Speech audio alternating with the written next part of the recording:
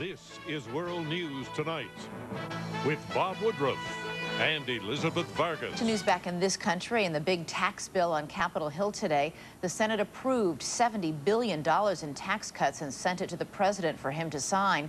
It was a party line vote. Republicans say the cuts will help stimulate the economy.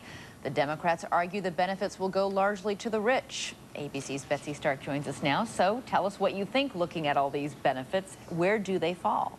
Well, the centerpiece of this bill extends the tax break on capital gains, the gain on investments, and according to the Tax Policy Center, a think tank that has crunched the numbers, that clearly favors the wealthy. So take a look at these numbers for yourself. If you earn $0 to $14,000 a year, you probably have no investments. You may also pay no taxes. Your savings on average, $0.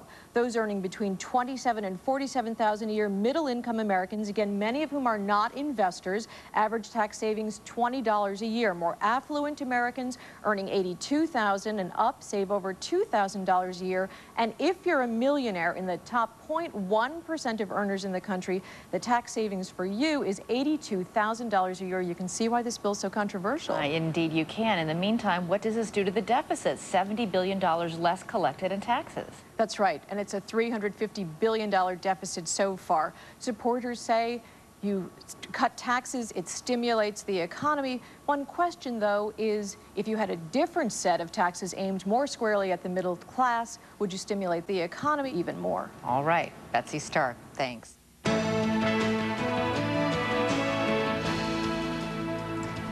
We're going to take a closer look now at who's getting a windfall from the big increases in gas and oil prices. Today, the price of crude oil moved up again by $1.19 to close at $73.32 a barrel.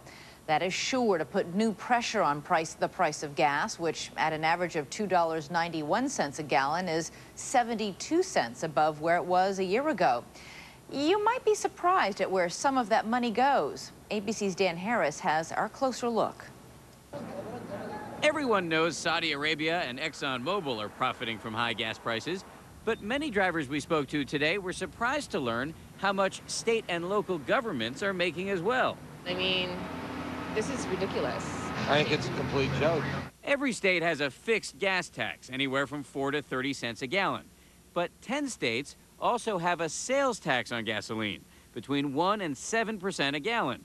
In those states, every time gas prices go up, so do tax revenues. They're obviously getting a hell of a lot more money now that the actual prices are so high. They tax us for everything, so you just get used to it. In the last year, gas sales tax revenues are up by nearly $100 million in California and Michigan, more than $50 million in New York. If the government profits, I'd like to know what the profits are used for. Some states, California and West Virginia, dedicate the money to road repair and other infrastructure improvements. Other states, New York and Connecticut, simply put the windfalls right into the general pot. Here in New York, the state with the highest gas taxes in the country, politicians are now talking about easing their constituents' pain and frustration by cutting those taxes. You think it's a good idea to cut the sales tax on gas in the state? Absolutely. Many energy analysts say putting the brakes on gas taxes would actually drive prices up by increasing demand. It's sort of like, you know, the beer after the bender. It makes you feel better for a little while, but it doesn't really get rid of the hangover. Taxes in the U.S. are nothing compared to Europe, where many drivers pay $6.50 a gallon, and 60% of that is taxes. Gas taxes here are unlikely to get that high anytime soon, but they may not get much lower either. Governments have become as addicted to the tax dollars as drivers are to the gas. Dan Harris, ABC News, New York. Our closer look for today.